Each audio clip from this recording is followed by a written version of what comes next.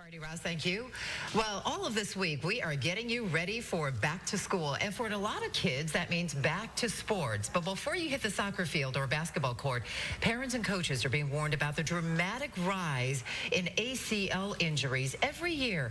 About 400,000 athletes are sidelined due to a knee injury. But locally here, doctors at Midwest Orthopedic at Rush say their ACL patient numbers doubled in the last 5 years. And those under age 25, listen to this, tripled in the same period, particularly female players. Why and how do you prevent it?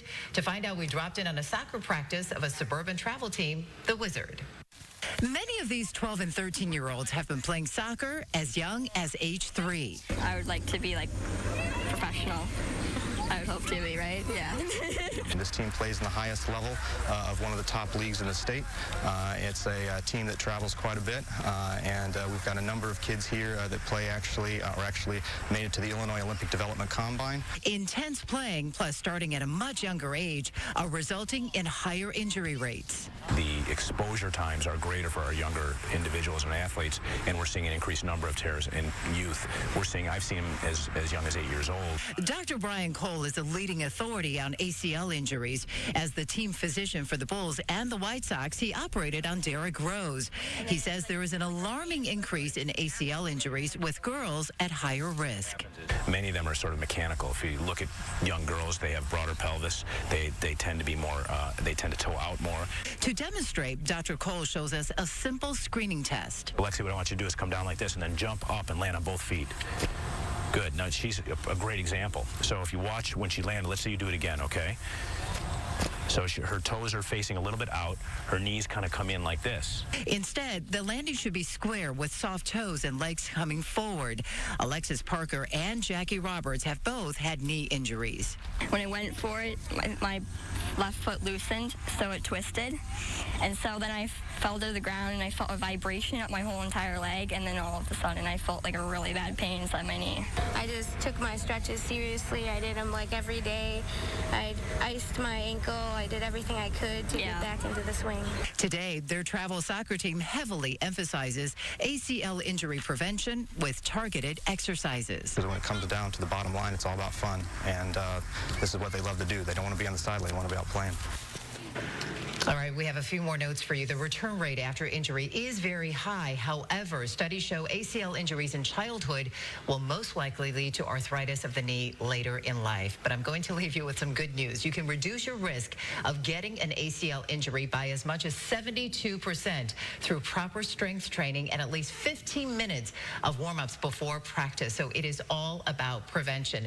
And here's something else that you can get. This is at kneesforlife.org. It is a nonprofit trying to raise awareness. Now, this is a tag that you can get for free for your kid's sports bag. It reminds them of the exercises that they should do for prevention of ACL injuries. You can find more information and all this report on our website at abc7chicago.com. We'll have a link over to them as well, kneesforlife.org. It's really, really interesting. And one of those things where the more you know, the more you can prevent these injuries. Exactly. And they're trying to just get the word out for coaches and parents. You got a lot of parents that are going to be trying to do that knee test with their kids too at some point.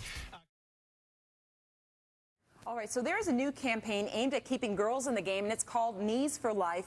And here to explain is sports medicine physician at Midwest Orthopedics, Dr. Nikhil Verma, who's also the team physician for the Bulls and the White Sox. And doctor, we're talking about this a little bit earlier off camera. I used to play basketball, and I've seen a lot of girls tear their ACLs. It's one of the most painful things to see. I imagine it's one of the most painful things to experience as well. But there are a few things that people can do to prevent those injuries. Yeah, absolutely. So, you know, what we've recognized is that ACL injuries are becoming an epidemic in this country. There are some reports that over 400,000 ACL injuries are occurring per year. Wow. And what's scariest about it is that the numbers are increasing most rapidly in our youngest age group, so under 20, and particularly in our female athletes. Great. So we have a couple of female athletes right here in their soccer gear right now. And they're talk to me about what they're doing right now. So they're just doing some basic warm-up plyometrics, which is muscle contraction activities, strengthening activities, and agility activities. And what we've recognized now is that we can identify patients that are at high risk for injury versus patients that are low risk for injury. And what's more important is that we can take those patients that are in high injury risk groups and teach them specific exercises to move them into that low risk group. And so if we can modify risk factors, we can potentially decrease the number of ACL injuries that are occurring. So the exercises that they're doing right now, is that to strengthen the muscles around the knee? How do you do that? It is. So really, this is just some warm-up exercises that we would encourage folks to do anytime they're participating in a sport. But really, a true injury assessment, what we do is we actually have them do some of the high-risk activities, and we tape them so that we can slow down the movement and watch the way that they're moving. And in that way, we can identify those patients that have high-risk movements versus low-risk movements. And then again, we can go through a series of exercises to focus on trunk strength, core strength, leg strength, to try to change them from a high-risk group to a low-risk group. Why do you think we're seeing more of these injuries? Is it because of the way the sport is being played has changed? The way sports are being played has changed at all? My personal opinion is I think it's really the volume of our participation. So we take these athletes, for example, these girls, and it used to be that they would play soccer maybe 3 months out of the year. But now we see that they're starting organized sports much earlier, and they're playing organized sports much more frequently. So they go from a school team to a club team, to a off-season conditioning program. They're really playing 12 months out of the year. Wow, yeah. And they're playing earlier, so the volume of exposure is more, which puts their risk at a higher level. Imagine a lot more stress on your knees. Absolutely. And Emily, I know, is here. You're a physical therapist from Midwest Orthopedics. Emily, just talk to me about what you tell girls this age to do. So it's most important to warm up and cool down, and then in between we want to work on strengthening, plyometrics, and agility. That way we're going to work on speed and strengthening to really stabilize that knee and give them a solid knee joint. I understand, doctor, that you had a tag, too, that people can, I think Emily's holding it right now, and you actually have it as well. Yeah. Talk to me about what's on there. So we have a website, kneesforlife.org, and again, the goal of this program is a collaboration with Illinois athletic trainers to help to promote injury prevention.